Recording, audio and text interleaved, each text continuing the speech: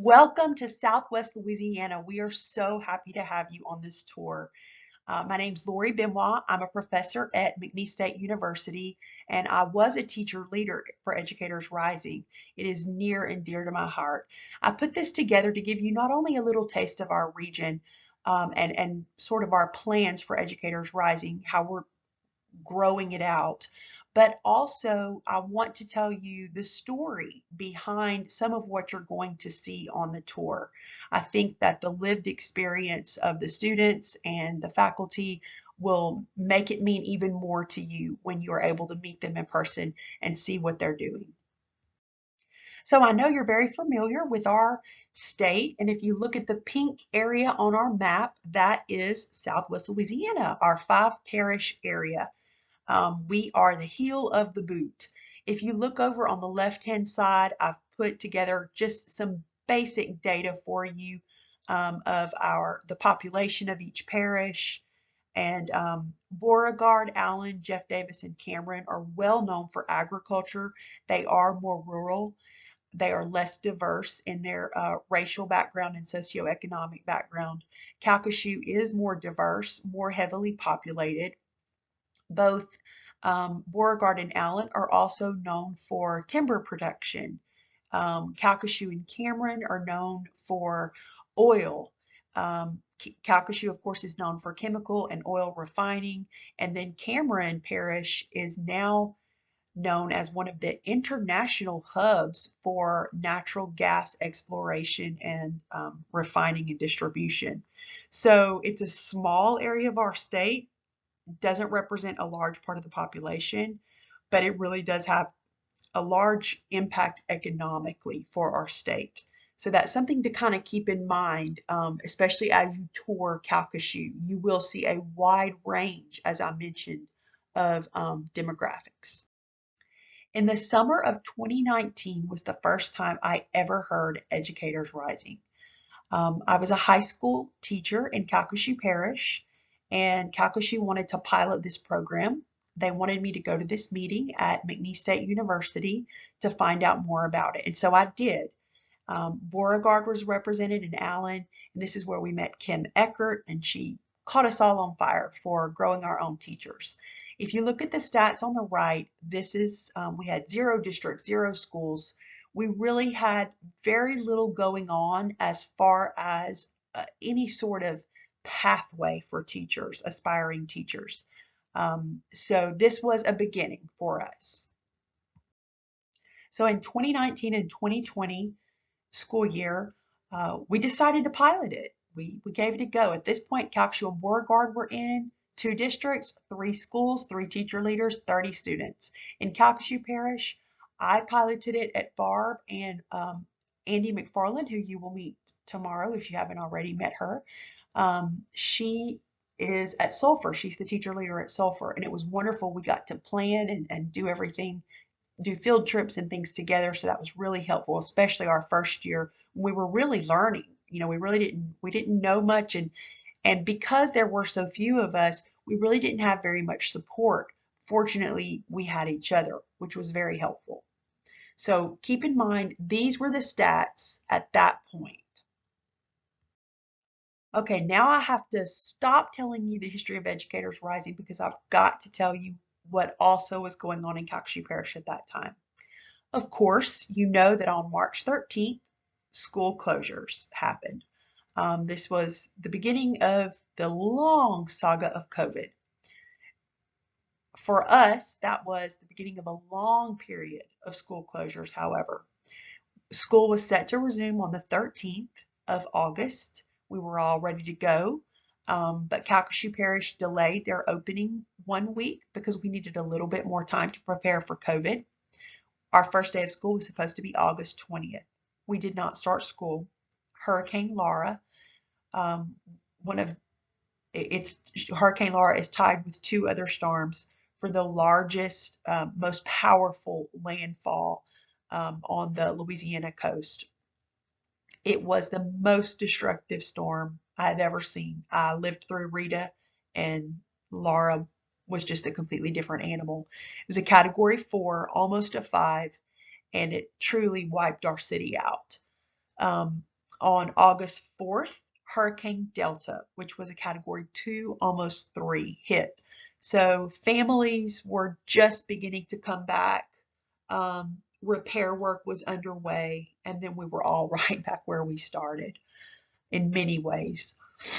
And you can imagine financially what this is doing to people. COVID, now 2 storms, people are at a breaking point.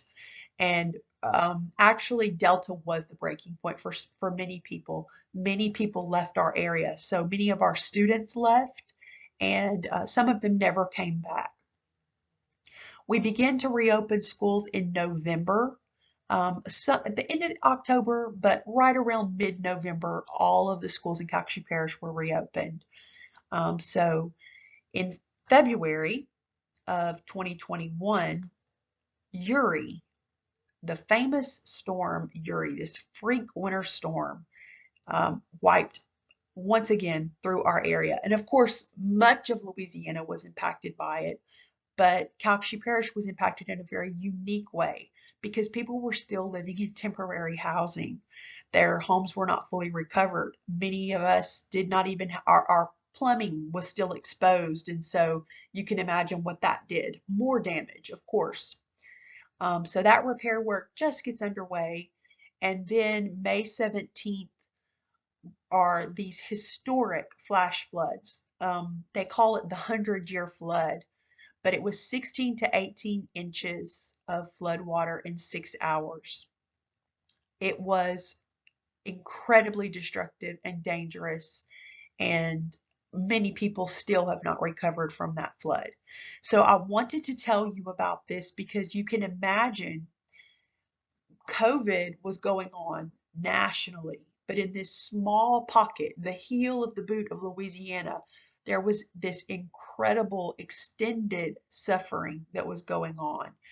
I think that's important for you to understand because it makes what has happened with our program and with our students even more inspiring. That in the midst of this loss, there still was growth. So I think that that's encouraging.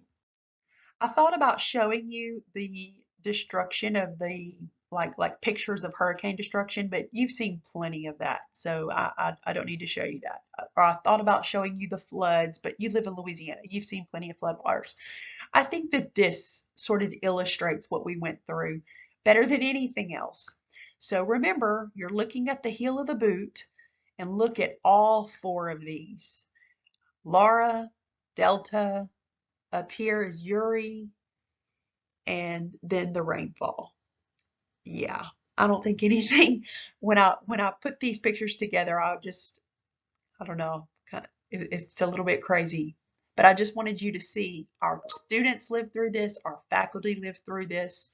So it's definitely part of their lived experience that you should know about. All right, so let me just tell you a little bit. 2019, we were really excited. Even through the school closures, our students were able to get their micro-credentials. Most of them got 1 micro-credential. Some of them got 2 micro-credentials. So we were really excited. Our students wanted to add on a year 2. Then the hurricanes happened. We've got some population loss. Calcasieu considered cutting the program simply because scheduling was kind of tight.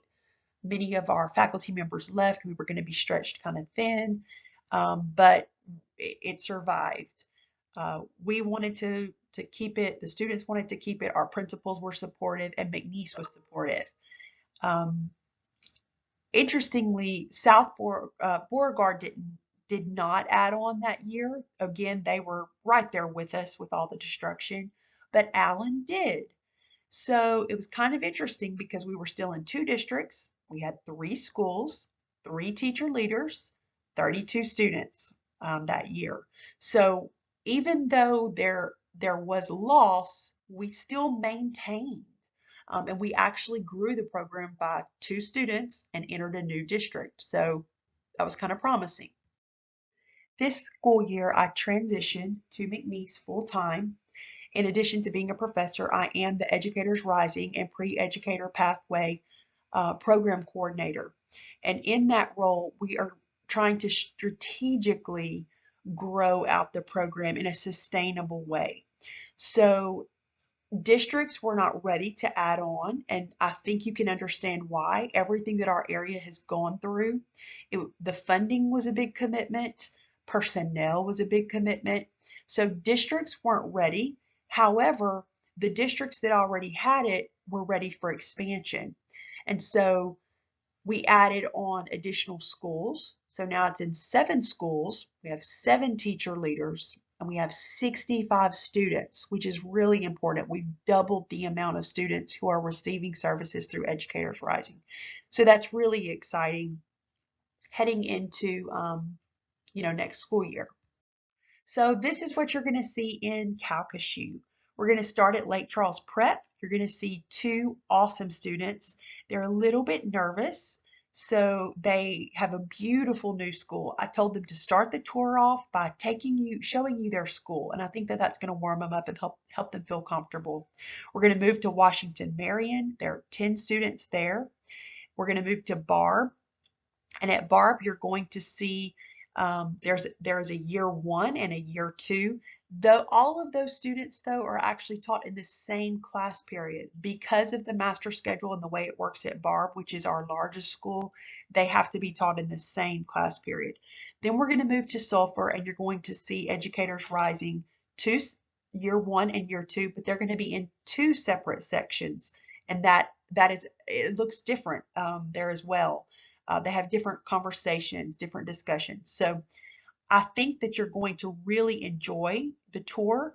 It's a range of schools. It allows you to see a range of how it can work. You're going to see librarians, graduation coaches, functioning as teacher leaders. You're going to see at one school, they don't actually have a classroom. They meet in a conference room.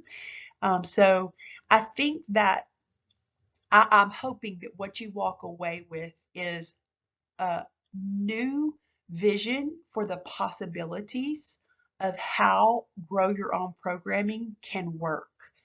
If Calcasieu was able to not only sustain it, but actually grow it out through everything our area has been through, I think it's possible everywhere. And I hate to use absolutes like that, but I think that it's worth considering everywhere. Let me say that. I put the data up here so that you could also see that it's working in a variety of school sizes and different demographics. And I really can't wait to show you the students and let you meet the teacher leaders. And these are our plans for next school year so far. We will be in 4 of our 5 parishes in our 5-parish region. Those are committed for sure. I'm still working on Jeff Davis. I want them as well. We're going to be in 12 schools and we're going to have 10 teacher leaders. So we are extremely excited. Can't wait to meet you guys, and I hope this has helped give you a little insight about our area. Safe travels.